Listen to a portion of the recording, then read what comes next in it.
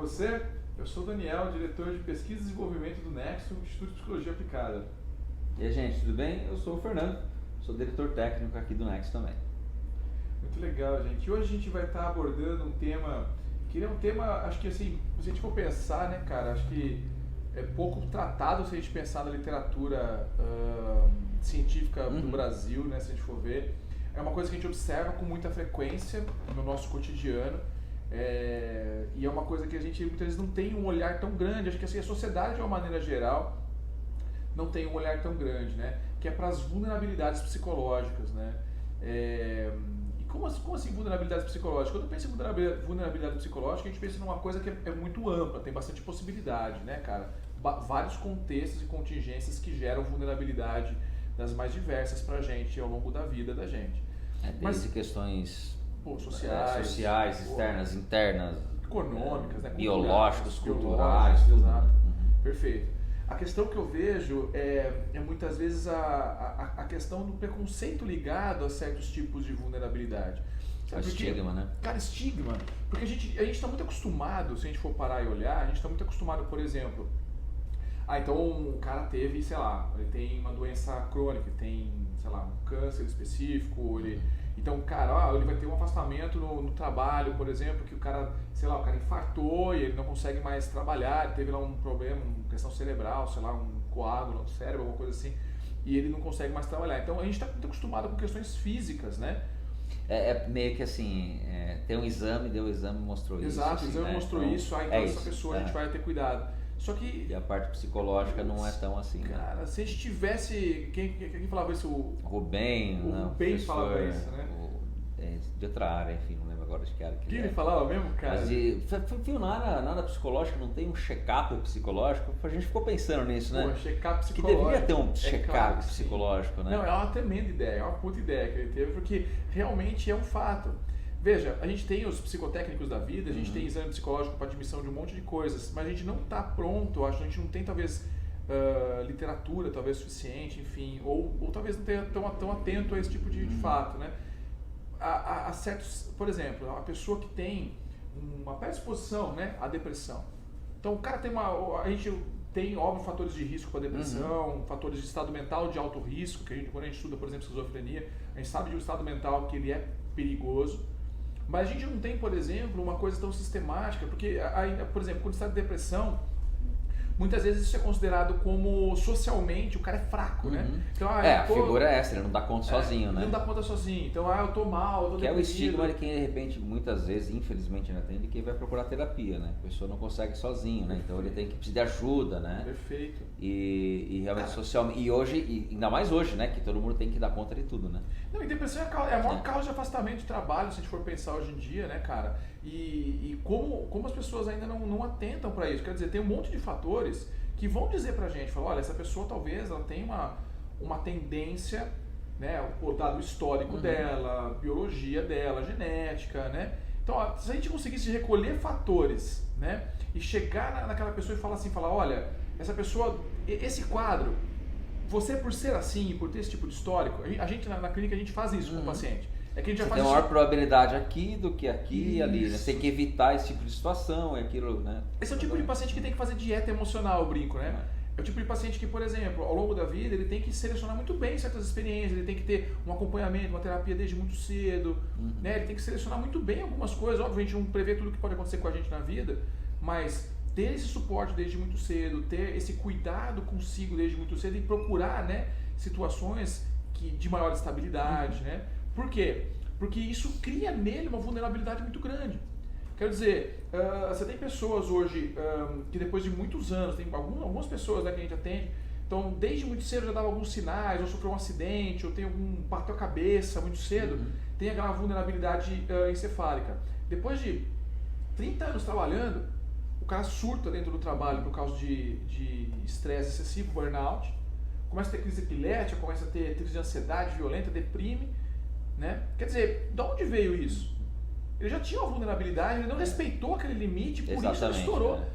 E muitas vezes... Não observou. E se ele tentasse respeitar isso antes, cara, esse é o ponto, se ele tentasse respeitar isso antes, socialmente falando, ele era um cara que, não, você tá com frescura, você não é um cara que você tem que trabalhar, acabou. E é o que você falou no começo, né? Eu até comentava um pouquinho antes aqui, né? Se você fala assim, eu tenho gastrite, o que eu faço? Eu não posso comer fritura, eu não tomo refrigerante, eu evito comer à noite para não acordar ruim, quer dizer, eu adequei minha vida por uma questão física, porque meu perfil precisa disso. Perfeito. E muitas vezes no ponto psicológico, né? Essa probabilidade a gente não tem exatamente, não considera isso como importante, né? Como se fosse justamente a frescura. Não, isso aí tem que dar conta, né? Isso aí, mas faz parte do mesmo organismo, né? Faz parte do mesmo pacote. Inclusive essas questões podem ter influência na questão emocional. E você falou da dieta emocional. Que situações eu tenho que evitar? Que situações, e mais do que evitar, que situações eu tenho que procurar, né? Com certeza. Porque se a gente for pensar na questão da própria OMS, do conceito de saúde, né? Não é não ter doença, mas o que eu tenho que me traz felicidade, que me deixa bem, né? Procurar e ir atrás disso, né? Ou seja, você procurar ter hábitos saudáveis, não só o hábito que a gente fala aqui de alimentação, mas de conexões emocionais, né? De procurar, de alimentar essas conexões, né? Eu acho que é um pouco desse ponto, né? E eu acho que isso é uma coisa, é uma cultura que ela é profundamente arraigada, se você for parar e pensar. Arraigada em que nível, literalmente? Veja, a terapia é um bom exemplo disso. O cara chega depressivo, né? Ele quer melhorar daquilo, é óbvio que ele quer. Aí ele melhora. Eu quero alta, eu preciso sair fora. Isso é uma pergunta muito comum pra gente, né, na psicologia. Quando é a hora certa de você ter alta, né? A gente dá alta quando a gente reduz o sintoma do paciente, não é incomum, não é impraticável se dar alta no paciente. Mas a questão não é isso. A questão é justamente o contrário, é assim, cara, qual é um bom ponto para a pessoa? Quero dizer, eu sempre que eu for dar alta no paciente, eu não chego dando alta, olha, cara, eu enxergo potencial tal, potencial tal, até porque você tem que mandar manutenção de tudo aquilo que foi desenvolvido. Perfeito. Como na gastrite, já fiz lá um tratamento medicamentoso, fiz assim, agora eu tô bem, então se eu voltar a comer tudo aquela porcaria, eu vou passar mal de novo. Essa habilidade, eu acho, do psicólogo... É do cara conseguir ter estratégia de coping, né? Ele desenvolver estratégias de enfrentamento. Prevenção de recaída, que a gente sabe que é comum. Então, veja, essa coisa do coping, com certeza, né? Que você tá dizendo. É o coping, a prevenção de recaída, eu acho que sim. Mas a gente como profissional, a gente consegue... Tem muita literatura sobre isso, né? Quem consegue saber mais? A pessoa sabe mais sobre si mesma ou o psicólogo treinado, observando aquilo... de 20 anos de prática observando aquilo, pode te dizer alguma coisa sobre você que nem você sabia, né? Então, veja, a gente, nesse papel, né, de estudioso dessa área, cara, eu sempre faço isso com meus pacientes, assim, muito, tipo, cara, olha, ok, você não tá mais com sintoma, mas eu vejo isso, eu enxergo aquilo, tem esse potencial, tem essa direção, e se você desenvolvesse mais isso, vamos trabalhar no desenvolvimento, até para desmistificar essa coisa, cara, de que terapia é coisa de louco, porque terapia não é coisa de louco, terapia é uma coisa que pro teu cotidiano, é autodescoberta. A gente tá falando disso, né, de se conhecer para se respeitar. O jargão é esse, tomara que todo mundo entenda, se conhecer para se respeitar, porque a ideia é um pouco essa, né? Investir em terapia, investir em autoconhecimento, você aprende a se respeitar seu limite psicológico. O que essas pessoas, por exemplo, sei lá, eu já atendi pessoas, por exemplo, que tipo, tem muita vulnerabilidade genética e usa maconha e surta com maconha, vai parar no hospital psiquiátrico por causa de usei uma vez maconha. Pô, Daniel, mas como assim? Por quê? Porque já tinha uma vulnerabilidade genética, já tinha um biológico específica para aquilo, que facilitava que aquilo desencadeou um problema. Então, a história do conhecer o perfil, né? E agir de acordo com aquele perfil. E é interessante porque daí parece daquela questão restritiva, né? Mas assim, ou você faz isso para ficar bem, para viver bem, para ter condições, ou você prefere ficar tendo problema e passando mal e batendo cabeça, né? É o estilo de vida que você quer ter. Exato. É o estilo de vida, é o hábito de vida que você quer ter. Uma vez que você entendeu, a escolha é sua. Né? Tipo, ok, qual hábito de vida eu quero ter, que qualidade eu quero ter de vida, eu acho que realmente é um trabalho nesse sentido. Então eu vejo que muitas vezes existe muito esse preconceito. É claro que tem o contrário, o preconceito acontece pelo contrário, também. Na verdade. Né? Que tem, por exemplo, o cara que se aproveita da situação, né? Usa, alguém secundário, sou depressivo, usar de muleta. Então tem o cara que usa de muleta, né? Mas aí é outra natureza de desvio, exato, é outra natureza de desvio, né? Mas agora, às vezes por conta desse daí, a gente acaba classificando todo mundo, né? É uma falácia realmente, né? A gente acaba achando que todo mundo, né? Então o cara tá usando aquilo como muleta. E não, se a gente aprendesse, desde cedo eu tenho vulnerabilidade psicológica tal e tal, então eu tenho que ter uma vida mais calma, eu não posso me submeter a tanto estresse. Tem outro que aguenta mais estresse. E tudo bem, é o perfil dele, é uma escolha dele se submeter ou não, mas é um perfil dele, ele aguentaria, ele pode ir mais. tem gente que não pode ir mais. Tanto quanto tem gente que não pode comer doce feito eu, que não pode comer fritura feito você, ou que não pode, entende, usar maconha porque vai num hospital psiquiátrico. Eu acho que esse tipo de conhecimento, cara, eu acho que isso é um pouco da bandeira que a gente está levantando aqui. As pessoas têm que ter esse diagnóstico precoce, né? Tipo, procurar seu psicólogo precocemente, fazer uma investigação desses pontos forças e fraquezas, né? Na neuro a gente usa muito isso. Então, forças e fraquezas pra gente conseguir se entender bem e saber, cara, que estilo de vida que combina com isso, né? Acho que isso é um fator protetivo, isso em si é um fator protetivo muito importante pra gente trabalhar. Você vai pra terapia com a padrão ouro de autoconhecimento, né? Então, exato.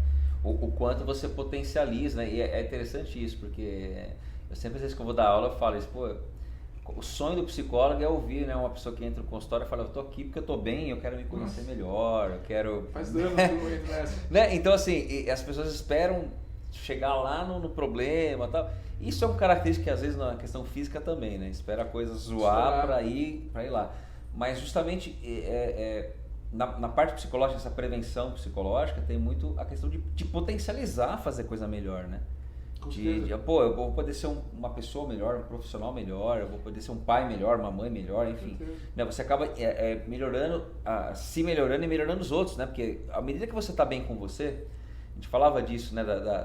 Até no Zencast a gente falava um pouco dessa questão de quando eu cuido de mim, eu estou cuidando do outro também. Exato. Porque eu estou bem. Se eu não cuido de mim, eu estou de mau humor, eu estou irritado, isso vai respaldar no outro. Se eu cuido de mim e eu estou bem... O outro vai até chegar dando patada, mas eu entendo que ele está vibrando num outro momento. Tá? Beleza, isso vai respaldar no outro também. Então, esse autoconhecimento é um autoconhecimento que faz bem para você e faz bem para o outro, né, de forma geral. Então, exato. E você pode potencializar isso, né, fazendo essa prevenção. Tem que ter um check-up. A gente precisa pensar no check-up psicológico, né? Cara, a gente tem que pensar no check-up psicológico. Né, tem que pensar no screening. Mas isso repara, é o ser humano, que você falou, do físico ao mental a gente faz isso, a gente espera estourar. Na prática, acho que a gente acaba esperando ter uma falsa impressão de liberdade, né? A gente quer ser livre com as coisas da gente, né? A grande questão é essa, eu acho. A gente acaba querendo ser livre, não, eu posso escolher, eu posso fazer como eu quiser e beleza, né? E eu acho que muitas vezes, na busca dessa liberdade, a gente acaba esquecendo de se olhar. Né? É tão frenético essa coisa de, não, eu vou fazer do meu jeito e acabou, essa coisa meio adolescente que a gente tem assim, né? Que a gente acaba muitas vezes esquecendo de se olhar. Mais ou menos. Imagina, né? Mais ou menos. Todo mundo passa por fases, né? Acho que é um pouco da maturidade para isso pra gente. Tomara que você está dando esse toque cedo para as pessoas fazerem isso cedo. Acho que essa que é a ideia, né, cara? Tamo junto, legal. E você, galera? Conta aí, se conhecer para se respeitar. E daí, como é que isso soa para você? Que tal se conhecer para se respeitar? Conta pra gente, estamos conversando junto aí, beleza? Beijão, gente.